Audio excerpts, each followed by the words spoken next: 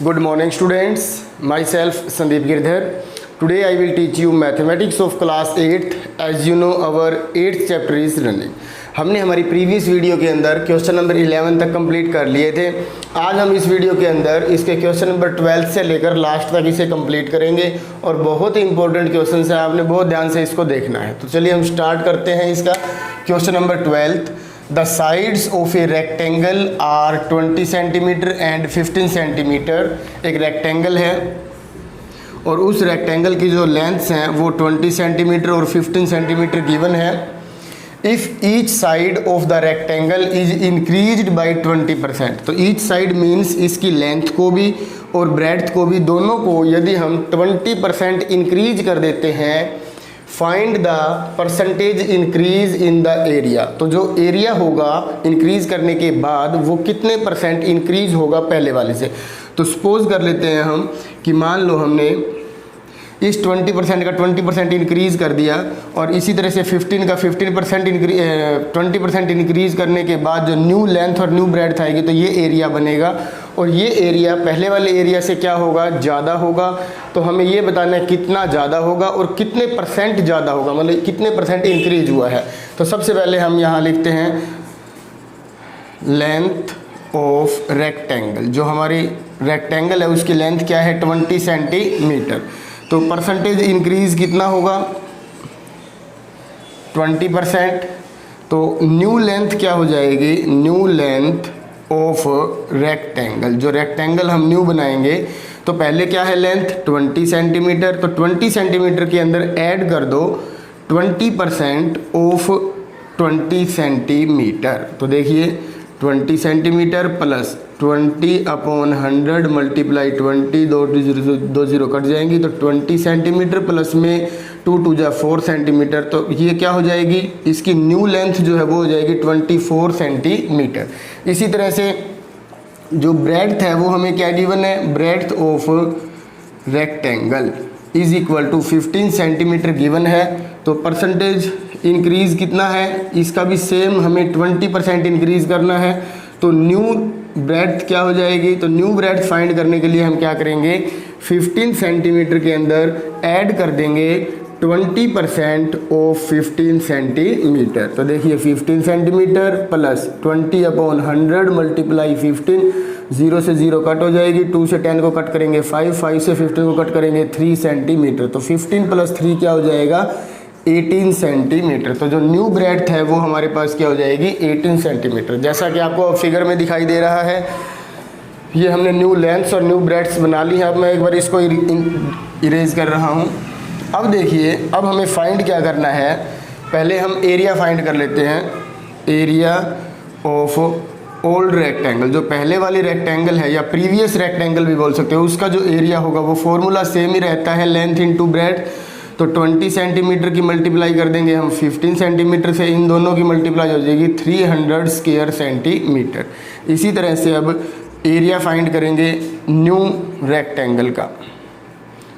New rectangle, इसका जो area होगा वो क्या होगा, लेंथ इंटू ब्रेड्थ। अब इसकी जो लेंथ है वो 24 सेंटीमीटर है और जो ब्रेड्थ है वो है 18 सेंटीमीटर। तो आप यहाँ 24 की 18 से मल्टीप्लाई करके देख लो क्या आता है। इसके बाद है हमारे पास 432 स्क्वायर सेंटीमीटर। अब हमें इसका डिफरेंस फाइंड करना है कि इन दोनों एरियाज़ के अंदर कितना डिफरेंस है। तो 432 स्क्वायर सेंटीमीटर में से 300 स्क्वायर सेंटीमीटर सब्ट्रैक्ट कर देंगे तो हमारे पास आ जाएगा 132 स्क्वायर सेंटीमीटर। ये डिफरेंस है। तो हमें फाइंड क्या करना है, परसेंटेज इंक्रीज़ कितनी हुई है। तो परसेंटेज इंक्रीज हमें फाइंड करनी है। तो उसके लिए क्या करेंगे, कितना एरिया इंक्रीज़ हुआ वो ऊपर अपॉन में ओरिजिनल जो एरिया था हमारा वो क्या था 300, और मल्टीप्लाई में जब परसेंटेज बनाते हैं तो हम 100 से मल्टीप्लाई कर देते हैं। तो इसकी भी 100 से मल्टीप्लाई कर दो, 2 0 से 2 0 कट हो जाएगा, 3 की टेबल से इसको कट करेंगे, 3 4 जा 12, 3 4 जा 12। तो 44% इंक्रीज़ हो गया। यदि हम उसकी लेंथ और ब्रेड्थ को 20% इंक्रीज़ कर देंगे तो जो न्यू रेक्टेंगल बनेगी उसका एरिया प्रीवियस वाले जो रेक्टेंगल है उसके एरिया से कितना ज़्यादा होगा, 44% ज़्यादा होगा। इस तरह से ये हमने ये क्वेश्चन करना था। अब देखिए इसके बाद है क्वेश्चन नंबर हमारा 13th क्वेश्चन की क्या स्टेटमेंट है। देखिए in an examination 2500 students appeared out of which 1100 were girls. तो देखो इन एन एग्जामिनेशन, एक एग्जामिनेशन में टोटल स्टूडेंट्स कितने अपीयर हुए हैं, तो नंबर ऑफ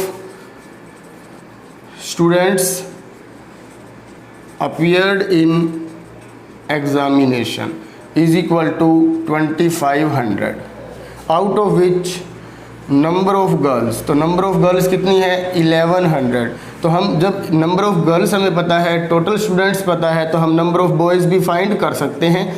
तो नंबर ऑफ बॉयज़ फाइंड करने के लिए आप क्या करोगे, 2500 में से 1100 को सब्ट्रैक्ट कर दोगे, तो 1400 जो है वो क्या है बॉयज़ और 1100 क्या है गर्ल्स। अब इसके बाद आगे की स्टेटमेंट देखिए क्या है, 50% of the boys and 40% of the girls passed the examination. तो देखो जितने भी बॉयज़ हैं उसका 50% और जितनी भी गर्ल्स हैं उसका 40% पास हो गए हैं। What percentage of candidates failed in the examination, तो आपको बताना है कि कितने परसेंटेज जो हैं स्टूडेंट्स फेल हुए हैं। तो उसके लिए आप क्या करोगे, सबसे पहले तो ये लिख लो परसेंटेज ऑफ पास्ड बॉयज़, जो बॉयज़ पास हुए उसकी परसेंटेज क्या है 50%। तो नंबर ऑफ पास्ड बॉयज़, तो टोटल नंबर ऑफ बॉयज़ कितने हैं 1400, इसका 50% फाइंड कर लेंगे, आपको पता है 700 आएगा। ये बॉयज़ हैं टोटल जो पास हुए हैं। इसी तरह से परसेंटेज ऑफ पास्ड गर्ल्स, उनकी परसेंटेज है 40%, तो number of passed girls is equal to, girls हमारे पास 1100 थी, 1100 का 40% हम फाइंड कर लेंगे, तो ये हो जाएगा 440। तो 440 गर्ल्स हैं जो पास हुई हैं और 700 बॉयज़ हैं जो पास हुए हैं। तो total number of students who passed, तो टोटल कितने पास हुए हैं 700 में 440 ऐड कर देंगे, तो ये 1140 स्टूडेंट्स ऐसे हैं जो पास हुए हैं। तो नंबर ऑफ फेल्ड स्टूडेंट, तो फेल्ड कितने हुए हैं, तो टोटल स्टूडेंट्स में से हम 2500 में से 1140 माइनस कर देंगे, तो इस तरह से ये हमारे पास क्या आ जाएगा 1360।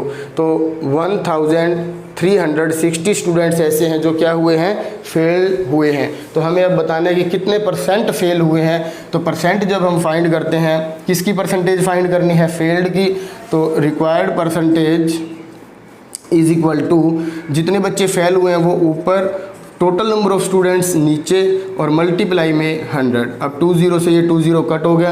अब हम इसको 5 के टेबल पे कट करते हैं, 5 2 ज़ा 10, 7 5 ज़ा 35, फिर 2 आ जाएगा। तो 272 को अब 5 से डिवाइड कर देंगे, तो 272 को 5 से डिवाइड करोगे, 5 5 ज़ा 25, फिर 5 4 ज़ा 20, फिर डेसिमल लगा देंगे, फिर 5 4 ज़ा 20। तो इस तरह से हमारे पास जो परसेंटेज आई है वो है 54.4%। तो 54.4% जो स्टूडेंट्स हैं टोटल में से वो क्या हुए हैं फेल हुए हैं।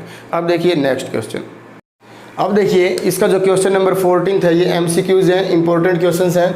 इसका सॉल्यूशन यहाँ पे आपको करवाया जा रहा है, देख लीजिए। Rita invested 25% more than Sunil. Rita ने इन्वेस्ट किए हैं 25% ज़्यादा, किससे, सुनील से। जितना भी सुनील ने इन्वेस्ट किया है उसका 25% ज़्यादा किसने इन्वेस्ट किया है, रीटा ने। सुनील इन्वेस्टेड 30% लेस देन अभिनव। तो जो सुनील है उसने कितना इन्वेस्ट किया है 30% लेस, किससे, अभिनव से। हु इन्वेस्टेड ₹6000, तो अभिनव ने कितना इन्वेस्ट किया है 6000। तो what is the respective ratio between the amount that Rita invested and total amount invested bye all of them together. तो इसका मतलब हमें पहले तो ये पता लगाना होगा कि इन तीनों ने अलग अलग कितना इन्वेस्ट किया है। तो चलिए हम स्टार्ट करते हैं। सबसे पहले तो हमें ये गिवन है अभिनव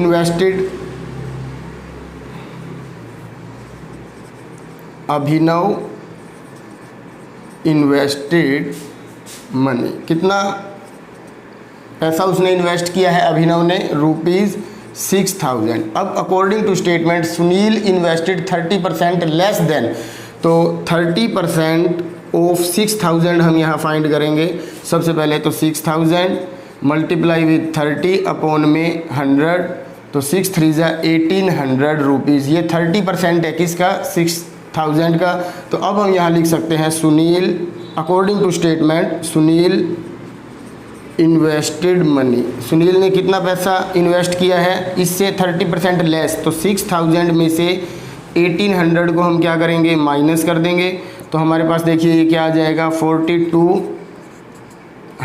इतने रुपए किसने इन्वेस्ट किए हैं, ये सुनील ने इन्वेस्ट किए हैं। अब सुनील के बाद हम बात करते हैं रीटा की। तो रीटा, और पहले इससे पहले 25% आप यहाँ फाइंड भी कर सकते हो, 4200 का 25% यहाँ फाइंड कर लीजिए।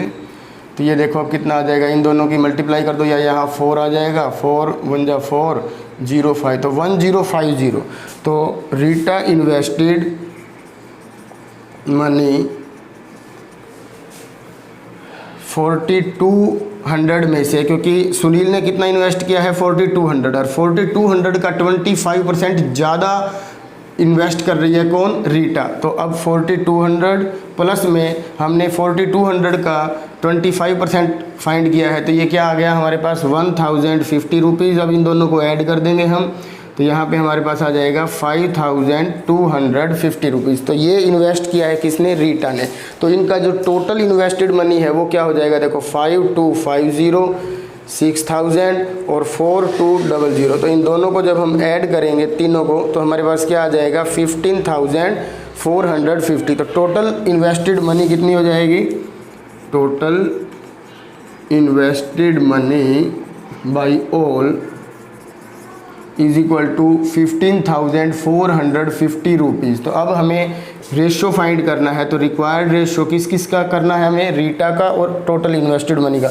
तो रीटा ने कितने पैसे इन्वेस्ट किए हैं 5250, टोटल इन्वेस्टेड मनी कितनी है 15450, और मल्टीप्लाई विद 100, 0 से 0 कट कर देंगे। अब हम इसको देखते हैं क्या ये 5 की टेबल पे कंप्लीट हो रहा है। यदि 5 की टेबल पे नहीं हो रहा तो फिर हम इसको 5 पे कर लेते हैं, 105। तो देखिए 1 फिर 0 फिर 5, और 5 से इसको करेंगे तो ये क्या आ जाएगा 5 3 जा 15, और फिर यहाँ आप एक काम और कर दिए 15 फिर 0 है, फिर यहाँ 9 आ जाएगा। अब ये 3 की टेबल पे कंप्लीट हो रहा है, तो 3 3 जा 9, फिर 5 फिर 3 पे करेंगे 103, और इधर 100 से मल्टीप्लाई नहीं करेंगे।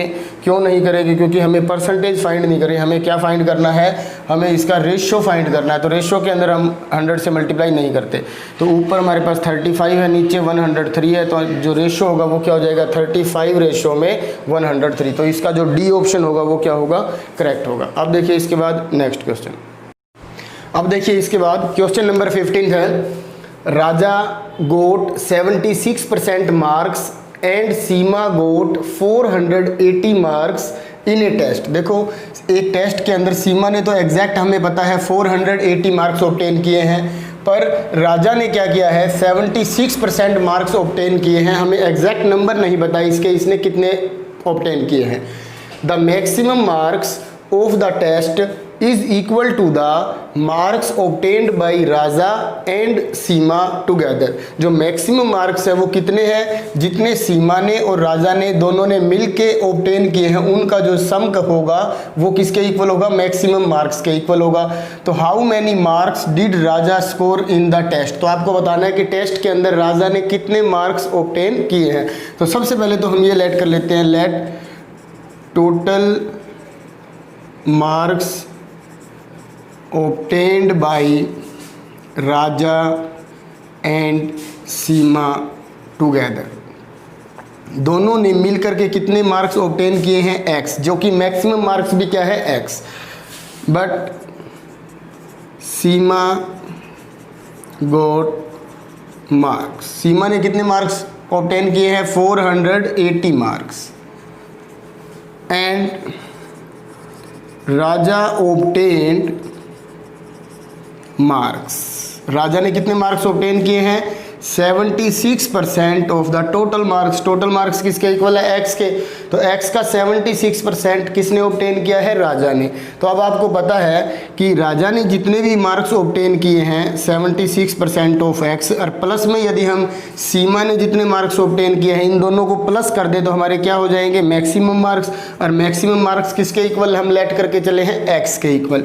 तो अब यहाँ से इसको सोल्व करते हैं। 76/100 ऑफ x का मतलब x से मल्टीप्लाई कर देंगे, प्लस में 480 इज इक्वल टू x। अब हम करेंगे कलेक्टिंग लाइक टर्म्स, तो देखो 480 यही रहेगा, x में से हम सब्ट्रैक्ट कर देते हैं किसको? 76/100 x को। तो अब इसका एलसीएम ले लेंगे हम, 480 एज इट इज़, इनका एलसीएम आएगा 100 को x से मल्टीप्लाई करेंगे 100x, और माइनस में 1 की मल्टीप्लाई 76 से करेंगे तो ये हो जाएगा 76x। तो 480 multiply with 100 is equal to 100x में से 76 को माइनस कर देंगे तो हमारे पास क्या आ जाएगा? 24x, अपॉन वाला 100 क्रॉस मल्टीप्लाई होगा। अब हमें x की वैल्यू फाइंड करनी है, तो 480 मल्टीप्लाई विद 100 अपॉन में 24 से 480 को कट करेंगे 20 आएगा, 20 की 100 से मल्टीप्लाई करेंगे तो क्या आ जाएगा? 2000। तो जो टोटल या जो मैक्सिमम मार्क्स हैं वो कितने हैं? 2000। अब हम क्या करेंगे? 2000 में से जितने सीमा ने ऑब्टेन किए हैं उसको सब्ट्रैक्ट कर देते हैं, तो ये हमारे पास क्या आ जाएगा? 1520 मार्क्स, जो कि किसने ऑब्टेन किए हैं? राजा ने। और हमें यही बताना था कि राजा ने सेपरेटली कितने मार्क्स ऑब्टेन किए हैं, तो आंसर क्या आएगा? 1520। अब इसके बाद देखिए इसका लास्ट क्वेश्चन। तो देखिए इसका हॉट्स क्वेश्चन है, इस क्वेश्चन को आपने बहुत ध्यान से देखना है, मोस्ट इंपॉर्टेंट क्वेश्चन है ये इस एक्सरसाइज का। यदि आपने इसको थोड़ा सा भी ध्यान से नहीं देखा तो ये आपको समझ में नहीं आएगा, तो इसलिए बहुत अटेंटिव होकर देखना है इसको। A father gives 1% of his monthly income to his 2 sons as pocket money. एक फादर ने अपनी जितनी भी उसकी मंथली इनकम है उसमें से उसके 2 बेटे हैं, दोनों बेटों को उसने एज ए पॉकेट मनी 1%, जितना भी उसके पास मंथली इनकम है उसका 1% दे दिया एज ए पॉकेट मनी की फॉर्म में। The elder son gets 80% of the total amount of the money given. जितना 1% में जितने पैसे उसने अपने 2 बेटों को दिए हैं उसमें से जो बड़ा बेटा है उसने 80% अमाउंट जो है वो लिया है, और उसमें से भी 80% जो उसका शेयर था उसको स्पेंड कर दिया, खर्च कर दिया। तो कहने का मतलब क्या है कि 1% तो किसने दिया? फादर ने। किसको दिया? अपने दोनों बेटों को। फिर उन दोनों बेटों में से जो बड़े वाला बेटा है उसको 80% मिला है, तो इसका मतलब 20% किसको मिला है? छोटे वाले बेटे को। तो जो बड़े बेटे को 80% मिला है उसमें से भी उसने क्या किया? बड़े बेटे ने 80% जो अमाउंट था उसके पास उसमें से खर्च कर दिया, और जो बाकी के जो 20% बच गए उसे क्या कर लिया? सेव कर लिया। तो अब यहाँ पे जो सेव्ड मनी है वो क्या है? 20 रुपीज़ है। तो आपको ये बताना है कि उसके फादर की जो मंथली इनकम है वो क्या है। तो इसके भी 2 मेथड्स हो सकते हैं। तो इसको हम सबसे पहले एक मेथड से करते हैं, देखिए लेट कर लेते हैं। लेट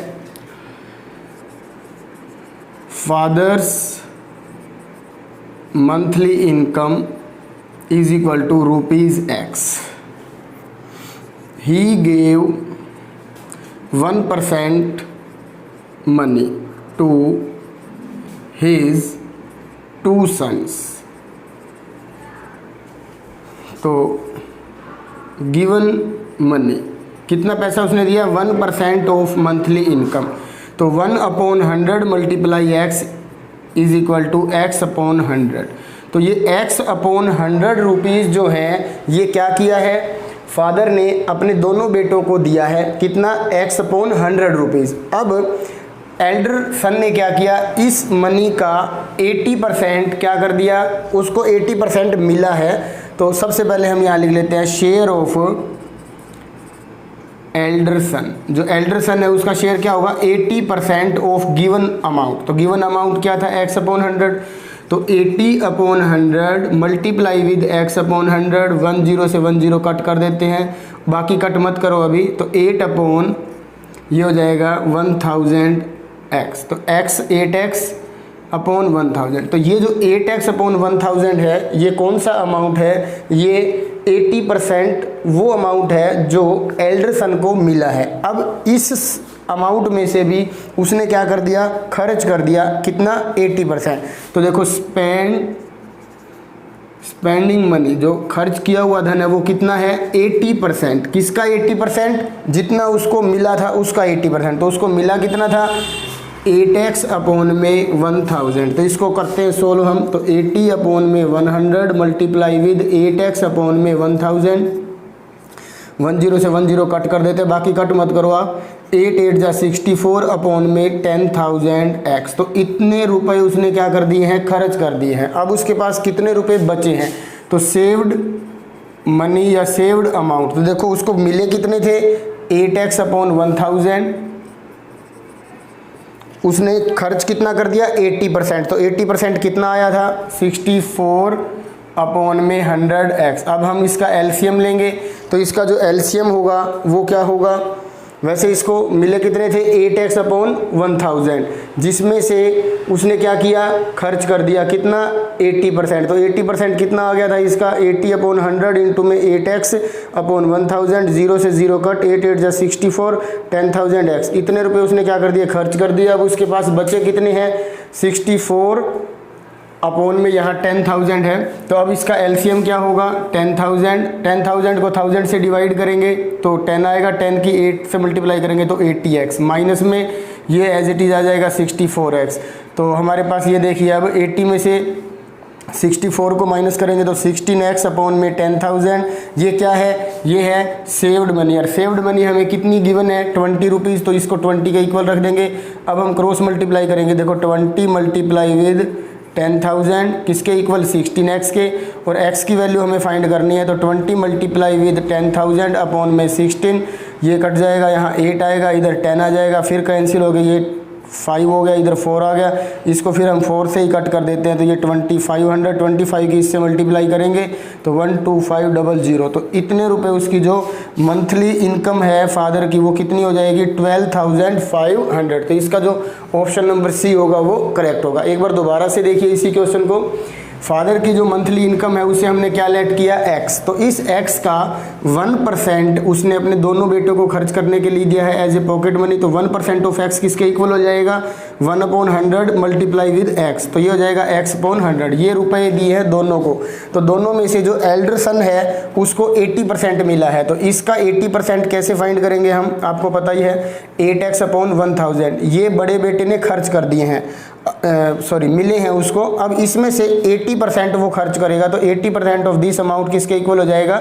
64 अपॉन 10,000x के। इसको खर्च किया है, मिले कितने थे उसको? 8x अपॉन 1000, जिसमें से उसने खर्च कितने किए हैं? 64x upon 10,000। तो इसको माइनस कर देंगे तो ये कौन सा अमाउंट आ जाएगा? Saved money. और सेव उसने कितने किए? 20 रुपीज़। तो दोनों को इक्वल रख देंगे और x की वैल्यू हमारे पास क्या आ जाएगी? 12,500।